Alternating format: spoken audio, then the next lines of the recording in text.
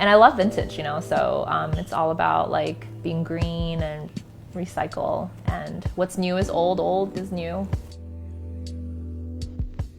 So I've always been into collecting gemstones, or what I thought was gemstones, quote unquote. I mean, they were just probably rocks and glass and beach rocks that I found, and I just love them. And for some reason, I've always been really attracted to stones and things that are sparkly. And I've been collecting probably since I was walking, basically. And that could be from, it's like treasure hunting. It could be from like walking in New York City, just looking at something, picking up something, and or it's at a park or a beach. I'm always collecting things that are sparkly, if that makes any sense. It's like treasure hunting. But that became later on like a little more serious when I had a real job and I had, money to actually buy real natural diamonds or natural color diamonds, and I started collecting that. But because I started modeling really young, I was traveling a lot, so I was influenced from fashion and influenced from my own background, which is I loved art and drawing and Japanese manga, and that eventually just became a full circle at one point when I made the One Ring, and I wanted to know everything about how to make a piece of jewelry and how to incorporate my own point of view into a little tiny treasure. I love fine jewelry because everything is recyclable. And for that reason alone, I love fine jewelry.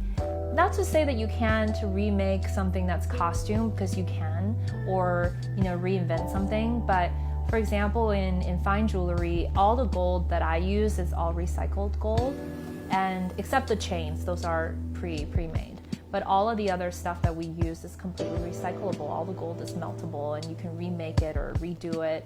And for me, that's really important because I think we cannot create any more trash for this planet. We have only one Earth. We need to be really good to it. And so I feel that fine jewelry is a great category to be in because it can be very, very green and sustainable and eco-friendly in many ways. And also the stones that I use, quite a bit of it is also being reused. They're older stones that are being recut, or even as is, that we're just repolishing it and resetting it. I have some private customers that come to me. They take an older piece from their family. They want to wear it now in a new way. So I redesign it, and we use recycled gold, whether it's from their piece or adding some our own. And it's very, very interesting how you can, it's like energy that never goes away. It always just interchange into something new, which is pretty cool. I hate to use the word trend, but there is a trend, and year from year, like season after season, there's always trends. Sometimes it could be shapes, sometimes it could be the silhouettes or the material itself. And obviously in the last few years, I think fine dainty stackables are extremely popular, and I think that it has to do with the fact that it's very feminine and it's fun because you can stack it, and also it's self-purchase. We can buy it for ourselves, right?